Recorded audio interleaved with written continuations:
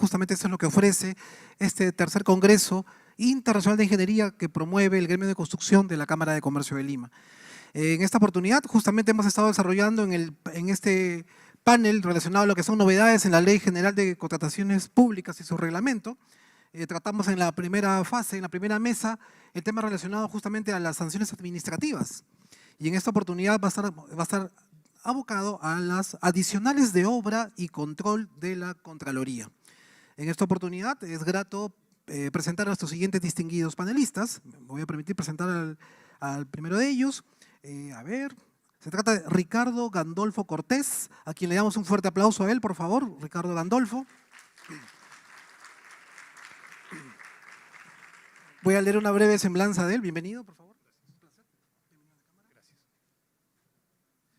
Don Ricardo Gandolfo es abogado por la Pontificia Universidad Católica del Perú con más de 40 años de experiencia, justamente revisor y redactor final del Reglamento General de las Actividades de Consultoría, autor del proyecto en la primera Ley de Contrataciones del Estado y participante en la elaboración en la mayoría de las normas del sector.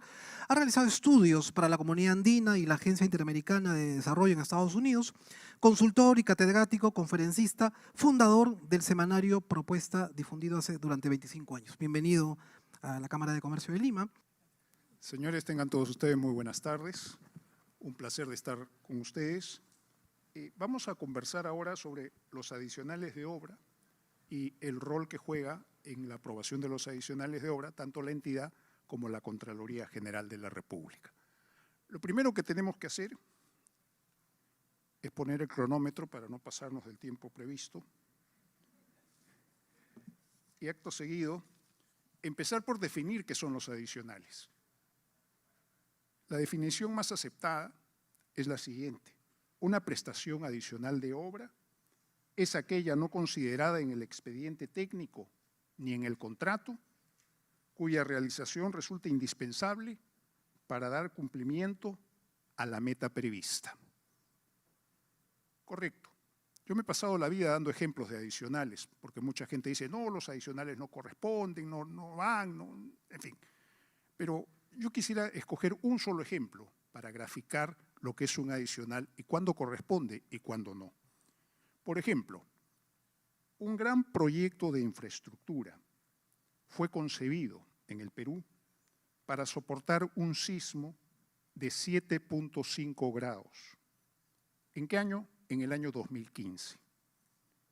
Cuando estaba en plena ejecución ese proyecto, se produjo el terremoto de Coquimbo, en Chile, que alcanzó 8.4 grados en la escala de Mercalli. Eso obligó a replantear el diseño que se estaba ejecutando acá en Lima para enfrentar un movimiento telúrico de grado 9. O sea, se hicieron una serie de modificaciones para que no nos sorprenda lo que les sorprendió a los chilenos. La reformulación de ese proyecto fue aprobada por todas las instancias y dio lugar a un adicional destinado a superar ese riesgo.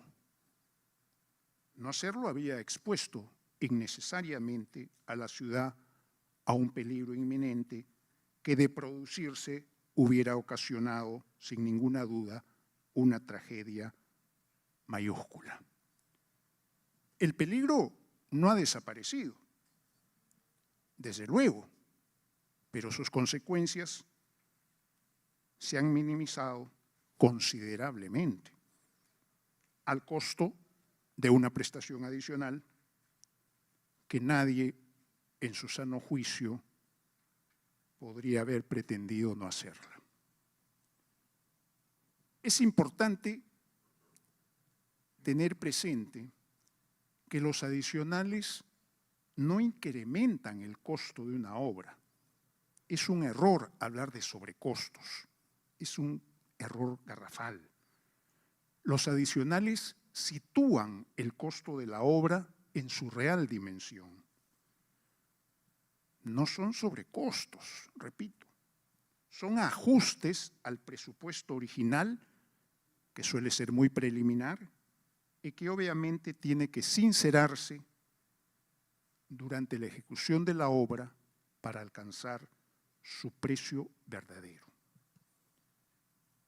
Hecha esa explicación, yo creo que podemos revisar cómo era el régimen anterior, hasta que entró en vigencia la nueva Ley General de Contrataciones Públicas en abril de este año, cómo es el régimen actual y cómo es el régimen que yo considero que debe ser el ideal. Pues bien, el régimen anterior preveía los siguientes puntos. La entidad aprobaba los adicionales hasta el 15% del monto del contrato. La Contraloría autorizaba los adicionales entre el 15% y el 50% del monto del contrato, previa aprobación de la entidad.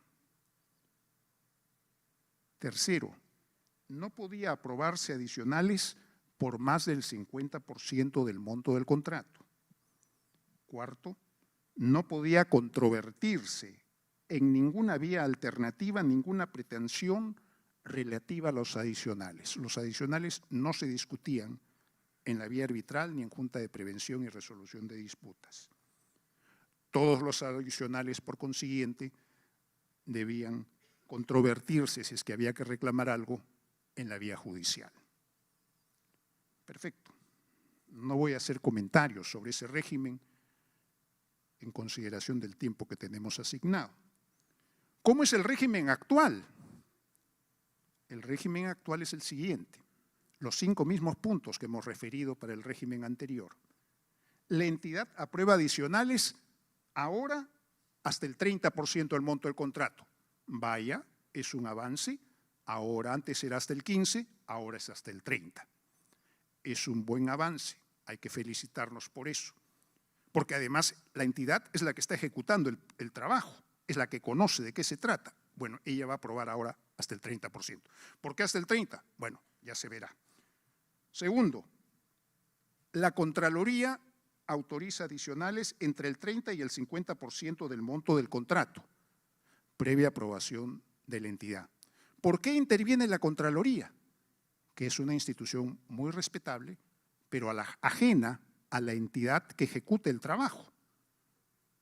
La Contraloría, no olvidemos, tiene que aprobar adicionales ahora entre el 30 y el 50% de absolutamente todos los sectores. O sea que tendría que tener, para hacer un buen trabajo, especialistas y expertos en absolutamente todas las materias que trabaja el gobierno, las entidades del sector público. Algo que es evidentemente difícil de alcanzar, porque ya sabemos que las entidades, para contratar sus supervisores, sus proyectistas, sus ejecutores, hacen procedimientos de selección cada vez más rigurosos y más excesivos, donde piden una serie de requisitos, experiencias, currículums, doctorados, maestrías, en fin, etcétera. Pero bueno, así estamos. Tercero, no pueden aprobarse adicionales por más del 50%. Seguimos en eso.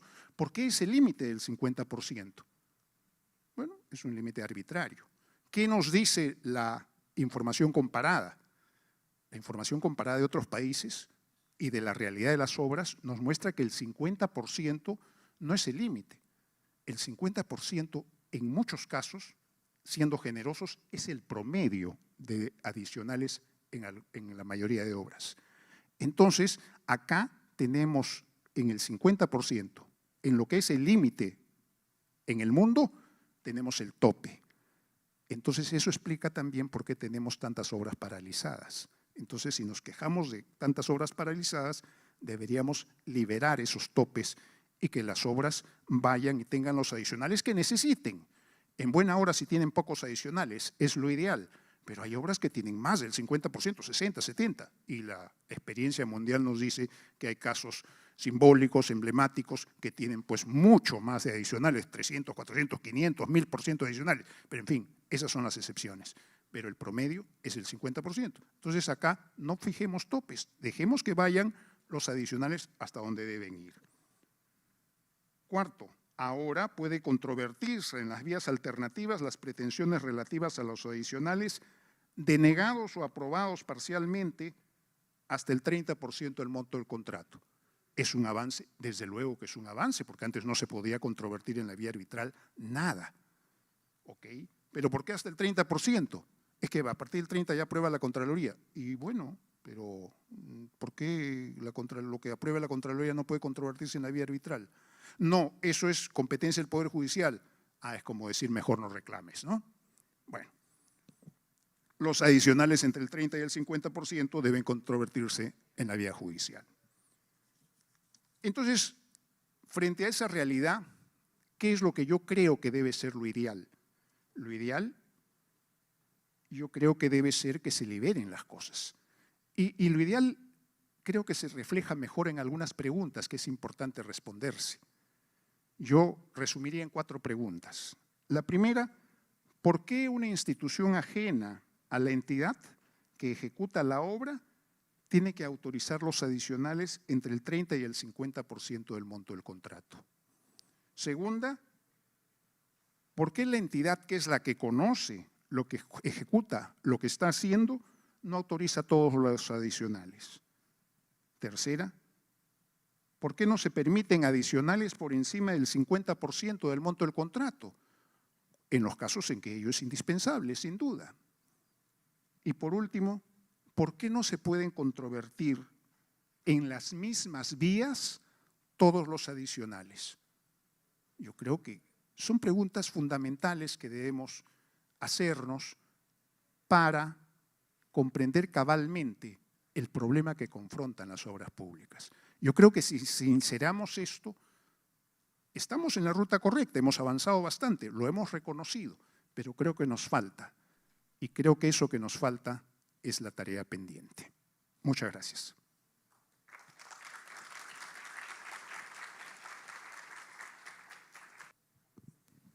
Sí, buenas tardes.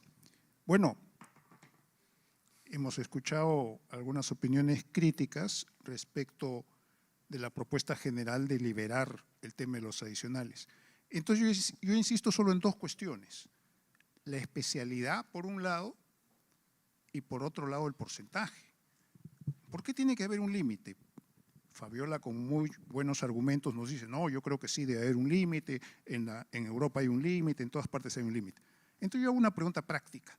Ok, el 50% es el límite, está bien el 50%, correcto. Entonces, ¿qué pasa si una obra llega al 50% y le falta un 1% para acabar la obra? Hay que hacer una licitación, hacer un nuevo proceso, hacer bases y todo eso para el 1%. Imagínense ustedes que lo haces. ¿Ustedes creen que van a conseguir postores para un 1%? No van a conseguir, pues esa obra se va a condenar al fracaso, no va a terminar nunca y va a ser una de las más de no sé cuántas obras que tenemos paralizadas en el país. Tenemos que ser prácticos, eso no puede funcionar así. Los adicionales deben ser los que son, los que sean, los que se necesiten. O sea, tenemos que destruir ese mito que todo adicional es corrupción, porque se da el contrasentido en nuestro país que nuestras autoridades viajan por el mundo tratando de captar inversión extranjera para el país, pero al mismo tiempo dicen que tenemos los más altos índices de corrupción del mundo. Entonces, ¿cómo van a querer captar fondos? ¿Quién va a querer venir a invertir en un país que es corrupto? Y eso va de la mano con cómo se calcula la corrupción. O sea, ¿ustedes se han puesto a pensar cómo calculamos los peruanos la corrupción? Para nosotros todo adicional es corrupción. Entonces, si una obra no se ejecuta al presupuesto que estaba calculado de inicio, ya esa obra es corrupta. Entonces, cuando hay corrupción, claro que hay corrupción y hay que perseguirla con todo el peso de la ley y castigarla y todo, pero no distorsionar las cosas. O sea, los adicionales, es bien difícil que haya ahora adicionales corruptos, porque ¿qué significa adicional? Ya hemos visto la definición, es algo que no estaba previsto en el contrato, que no estaba previsto en el presupuesto. Entonces, para que haya un adicional corrupto, tienes que inventar un adicional, tienes que decir, oye, hice una obra que no la hiciste, entonces estás cobrando por algo que no hiciste. Eso es absolutamente imposible ahora, porque hasta con un teléfono celular captas una foto, registras todo, todo es transparente ahora. Hay modelos más sofisticados de corrupción, desde luego, pero es más difícil. Entonces en los adicionales es mucho más difícil. Entonces tenemos que sincerar las cosas. Y yo creo, el porcentaje no debe existir. Las obras tienen que tener los adicionales que requieran, en buena hora que no requieran muchos, en buena hora que no requieran ninguno. Yo conozco un caso, el del Centro de Convenciones de Lima, no tuvo ningún adicional. Se hizo en su precio y en su tiempo, y con la normativa nacional. En buena hora. Así puede haber algunos casos. En buena hora que hayan esos. Ahora, el otro tema es de la especialidad. La Contraloría, yo tengo el mejor de los respetos por la Contraloría. ¿Y cuál es su función constitucional? Verificar la correcta ejecución del presupuesto del sector público. ¿Cuántos gobiernos regionales, municipalidades no terminan de ejecutar su presupuesto? Acaba el año y no acaban su presupuesto. Tienen que devolver fondos al Estado. Ejecutan 50%, 60% y dejan de ejecutar 40, 30, algunos más. Eso hay que perseguirlo. Tienes que ejecutar lo que tienes. Pero no puedes entrar a discutir, oye, si el pavimento es de 7 centímetros, ¿por qué le pusiste 6? ¿Por qué le pusiste 5? Ese no es el rol de la Contraloría, porque no tiene los expertos, porque no puede tener expertos de todos los sectores. O sea, no puedes saber de defensa, de aviones militares, no puedes saber de hospitales, no puedes saber de carreteras, no puedes saber de educación, de todos los sectores, no puede tener especialistas en todo, es imposible. Porque si no, ¿para qué existe el gobierno? El gobierno se divide en sectores precisamente porque hay especialidades. Entonces, por eso cada sector se dedica a lo suyo. Entonces, yo tengo esas observaciones. Yo creo que la Contraloría tiene un rol importante, como dicen en la televisión, y con esto acabo, y creo que debe jugar un rol importante, pero no meterse en temas especializados que le corresponde a cada entidad, a cada sector, a cada ministerio, desde luego bajo responsabilidad. Muchas gracias.